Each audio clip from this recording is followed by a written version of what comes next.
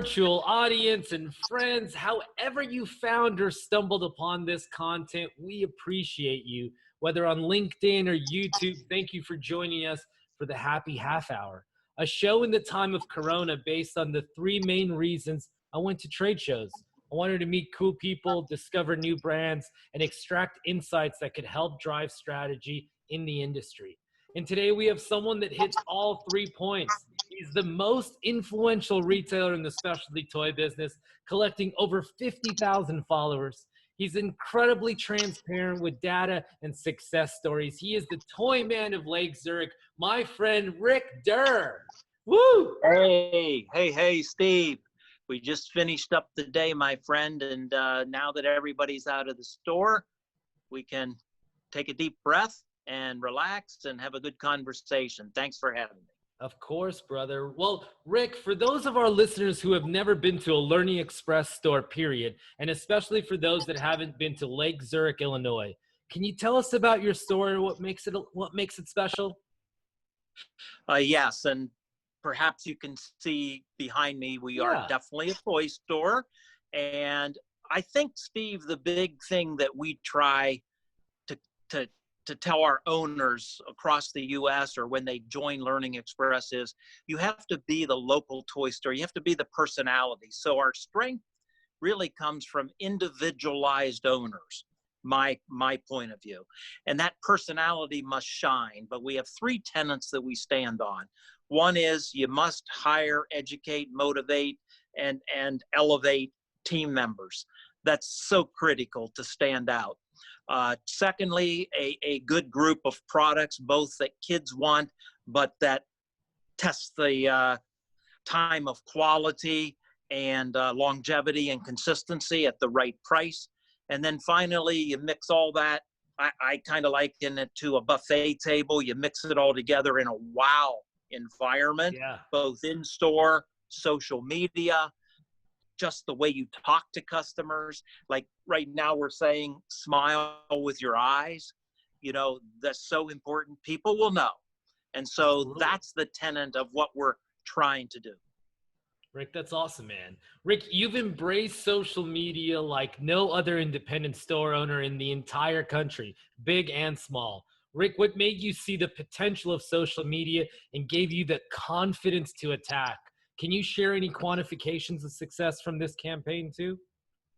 Yes, and I can take you back to exactly when it happened. December 2012, Rainbow Loom had just started to take off around July, August in Atlanta, actually, one of our other stores, crept up here in October. And I just had a gut feel that Facebook would be the tool of the future. So not only did I invest in it, but I tested it. And I said, every time somebody new comes in for this hot product called Rainbow Loom rubber band bracelets, I want you to tell me which school district they're from. And from that, I then ran a targeted ad on my first ad to that district or that zip code, if you will. And that just then fueled the fire, both in sales, people coming to the store, and our followers. So we went overnight from like 2,000-3,000 fans back in 2012 to like 27,000 fans in literally 3 or 4 months. Our business rose, people interacted. And so that went on for a few years. Then we found another hot toy, the fidget spinner. So then it elevated from 25 to 40,000. And then you use these events to not only get new followers, because they have so many options, right? So many options. They don't need to follow a local toy store. But in fact, those events quantified my ability to get them to at least take a look. And then that's where the personality must come through. We just don't want standard logos out there, or, you know, Nike swoosh or the Coca-Cola. They do their thing. What we do is are real people. They know us. They come in and say, hey, there's the toy man. He's kind of crazy. Or I know Jess, she helped me last time. So that's the real value of what I saw. I love that, Rick. I mean, I'm going to give you a few compliments throughout the show, but one is you you've never hid behind your logo. I mean, you've explained it so perfectly. And I hope that people that own a toy store, own a business, take that away from you. Like, you know, you don't have to, it's not about perfection. It's not about looking like Hollywood. It's about telling an authentic story. Uh, Bingo. And you use the word at the end. Look, I'm not the flashiest guy. I'm old. I'm still having fun though. Yeah, man. And I learn so much. And I hope we have a little chance to talk maybe near the end about what I've learned during this past couple of months too. But Absolutely. that's what keeps me going is the networking, talking to people and meeting different folks, phone calls, this way of communicating. But uh, you know, who would have thunk, you know, when I first started out at Nielsen TV ratings and Dun and Bradstreet that I would end up with a local toy store, but never looked back. And while it has been challenging, and let's face it, for small business right now, it is challenging. So I'm not going to Absolutely. hide from that. But I do have some good news that I think should be shared with people, that there is a lot of hope coming out of this. Well, Rick, I mean, you're so transparent and share detailed insights with even potentially your competition. What is your stance on the industry in terms of competition and data sharing? I learned this, I think, as a mentor of several executives that would say, you know, secrecy is not going to get you where you want to go. People need to understand where you want to go. So I do believe in sharing. I believe that there is plenty of room and space for kids to be served and be happy. And while the internet and people do their online things, and they do it very, very well, again, who would have thought in this day and age of, you know, instantaneous delivery and all of that stuff? But that's not who we are. But there's still a Yeah. need and a I would say a lane, if you will, that Yeah. we can cooperate.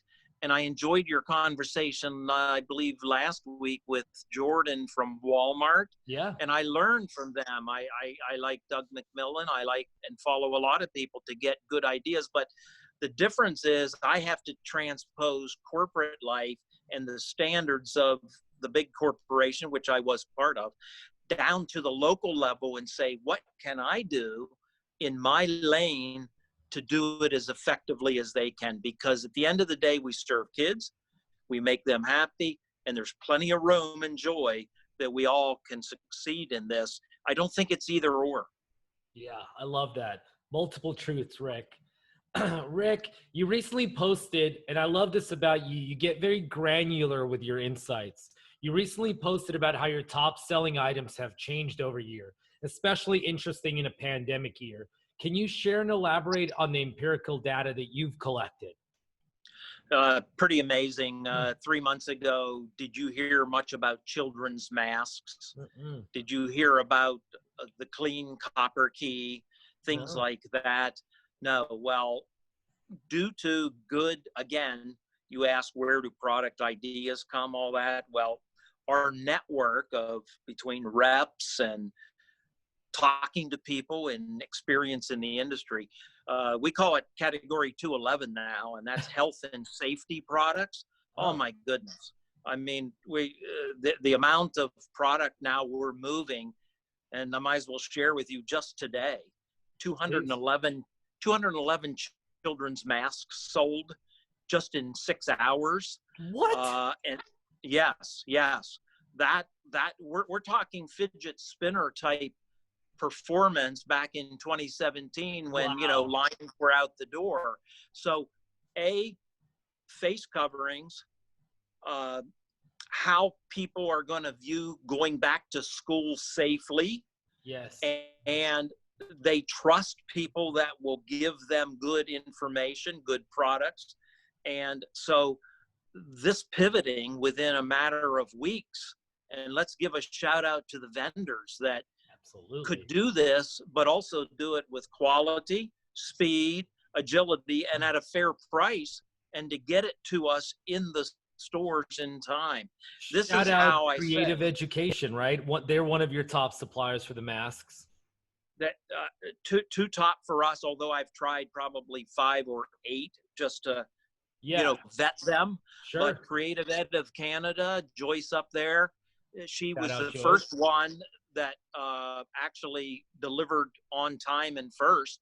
And that's why I went with them, and very, very happy. And then secondly, Top Trends out of Long Top Island. Trends. Uh, Absolutely. Awesome brand. they have done amazing work. And Mask Appeal now, not rated #1 in breathability and some other things. But the fact is, this pivot, this speed, this agility is what keeps the small business in, and it gets back to, knowing your audience, knowing your network, and then getting it done quickly. Speed is our ally right now. Agility is our #1 for small business, in my opinion. I love that, Rick. Rick, another compliment. I think you have one of the best eyes for new product in the business. What items and brands are you most excited about right now, or maybe even a sneak into the future? Well, you give me way too much credit there because I steal a lot of ideas. I look around and see what's selling and see if we can maybe improve on that just a little bit. But also, a lot of people do come to us and say, hey, would you take a look at this? A lot of Europeans right now, I'm looking at a Danish product that's a combination action figure, building product. Cool. But think of a Lego fig, but it's not a Lego fig, and it's hard to explain. So there's probably 3 to 5 of those a month that we get pitched, etc. Number 2 is if you have good rep groups, and I'll shout out Diverse because Thank you. I do get a lot of, especially in the last 3 years, I think you guys have transformed yourself from just selling product to what's informational in the business that can grow us both. And so the Key Smart company was something I had never heard of in May, I believe. And one product grew from nothing to several $1,000s. And I wouldn't have done that without a proper introduction to them and a rep that got me the information and frankly speeded up delivery, that we were able to capitalize on that before knockoffs and other things. So vendor groups, rep groups, a shout out to the trade associations, the TIA with the Everywhere Toy Fair, the Astra camps coming up. I read as much as I can. I volunteer on some of that. So again, putting all that together along with the Learning Express own virtual conference that we're going through right now to get ready for the fall and winter season. But it boils down to networking. And I know you promote that quite a bit, especially for younger people. And can I just give one key message to younger people? Yes, And please. that is, and I do this with Learning Express younger store owners, is everybody is so busy and people say they're time constrained. They don't have time to do this or that. The danger with that is the benefit I have is this network of people wanting to reach out or ask questions or send me items and things like that. That is such a huge benefit. I don't know how you quantify that, It's hard. Tried for a long time. but networking and just picking up a phone once in a while, talking to people, responding. Just don't delete their email, whatever. Even if you just say received, not interested now. Yeah. Just little things like that and take 5-10 minutes. Boy, that has reaped me so much benefit, Steve. I love it, Rick. Well, I have one more question in terms of young people or people that are young to the toy business or thinking about entering it. If you, Rick Derr, were speaking to the next toy and gift industry entrepreneur or inventor, what advice would you give them?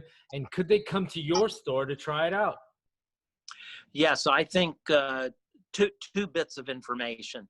One is when I get pitched or somebody says, could you look at this? They're so much in love with the product that sometimes they don't look at it through the lens of a retailer or the customer per se. So I would say, please bring some actual sales data or some consumer information that backs up your claim that says this is something that you should carry. We got so many choices. We got so many choices. And it's not that Rick Derr will like it or whatever. It's what kids will want or parents will want, not what I want. Yeah. And then secondly, I do have some traits that make a great toy. 3 traits. Number 1, gender neutral, works really well, both audiences. 2, price point under $20 so that people can use kids' money and, doesn't break the bank and it's good all year round. And thirdly, something that causes people to come back, refills, collectability, quality that they love. Sure. So those 3 traits. Or a system, yeah. Yeah, if I was designing a product long term, I would look for traits like that rather than a one-hit wonder, because we see that way too often. Love it. Well, Rick, a question of where you're doing your trend spotting is next. Trade shows might be on pause, but trend spotting is ever present. Who, what, where are you looking at for trend insights, market information when you can't travel? Vendor groups, particularly from around the country. I don't want to get just stuck in Chicagoland, whatever. I want to see what's on the East Coast, West Coast, South states, Atlanta. So people that are connected to markets, I love to hear from them. 2 are trade associations. Again, I think those are great to either network with, just call up somebody that is even more involved than you are, find out what they're doing, and then share sales amongst each other. What's trending in California or Seattle versus Chicago? And again, this sharing, that's going to help us all. Why would you not want to tell people that you're selling this many masks or Clean Key or other things that are doing well? It helps vendors, helps us, helps the customer. All boats rise when things are doing well. And then thirdly, just local networking, moms groups, schools. My wife is very good at being on the communications of school districts, and that's going to be so imperative this year. Know what your school is thinking about. Know what their choices are. Know what they're going to be up against. A, then support that. B, have the materials and supplies and things they will need. And then, frankly, if you donate and give back, you will reap those rewards. So that's a little snippet of what we try to do. Rick, little bonus question. Can you talk about TikTok? Because I've seen you all over that platform. Oh, take a look at one today. I just got in. There's a new product from Sepia. We're the first store in the country Cats to get versus it. pickle. Yes. I just did a TikTok on cats. Hank is not happy. Hank's a pickle. And the cats got into the pickle jar. And so he saw that. And so he's going to try to get into the cat food because he's not happy right now. So 15 seconds of TikTok. A, does it ring the meter right now? No. But 2, it gives energy to the store. It puts you in the forefront of where media is going. And we know, for me, Facebook rings the register. That is my core. That's my savior, if you will. Frankly, the other media is there just to make sure that they funnel through and get to us. But you always have to try stuff. And they say, Rick, delete that, all that. I say, nobody can find out information on me. There's nothing to hide. I don't have anything. Welcome it. If they want Hank the Pickle, they get Hank the Pickle. That's right. Shout out Hank the Pickle. Rick, my thing about TikTok, I think the video editor is so easy and so it's so customer friendly or user friendly that it's applicable to our sizzle making needs as retailers or marketeers. Well, yeah, Rick, whether you want 15 seconds or a minute or, add them together, you're right. It's very easy. Technology, wow. I love Where it. it is. The best part of the show, Rick, you have made it. The end is upon us. But before we go, we have a segment we like to call the creation of positive energy, where you get to shout out anyone, anywhere in the world for doing a great job. Rick Derr, Learning Express, Lake Zurich, Illinois. The floor is yours. Hey, shout out to all my independent toy store friends. We could have all gone and hid in a hole in March through April and May and cried, woe is me. But guess what? Most of us did not. We got up off our seats. We came out. We did some changes in the stores. We communicated with our core customers, found new ways to do things, did it safely, reopened, and guess what? We're reaping the benefits now of products and stuff that we never even heard of, at least in a toy store. And so shout out to the independents, shout out to our vendors that turn things so quickly, and hopefully we'll reward them with terrific sales at retail, but they definitely, without their products from the vendors we mentioned and others, and for the holidays coming up, we couldn't do this. So again, it's like a team effort. And to that point, Rick Derr might get a lot more credit than he deserves, but there are 7 or 8 people here in my store, and this is just our location. I get a chance to work with a lot of other stores across the country, but they're the heroes, Steve, and I'll tell you why. Even I was down in March in terms of just psyche and what are we going to do and all that. And they're the ones that came in after we reopened and redid the store, took it upon themselves to say, we will make this, we will do this, we'll find out, we'll use our own phones to FaceTime and do that, we will do this. And next thing you know, the momentum goes up, everybody gets excited, you rolled off there. So my final shout out is to the people that come in here every day. I learned so much from you. I love you. Unbelievable. Rick Derr, you are the toy man, the man, an inspiration. I'm Kid at Heart, Steve Starobinski. Thank you so much. Rick, this is when we wave at the camera and say bye. Thank you. Bye-bye.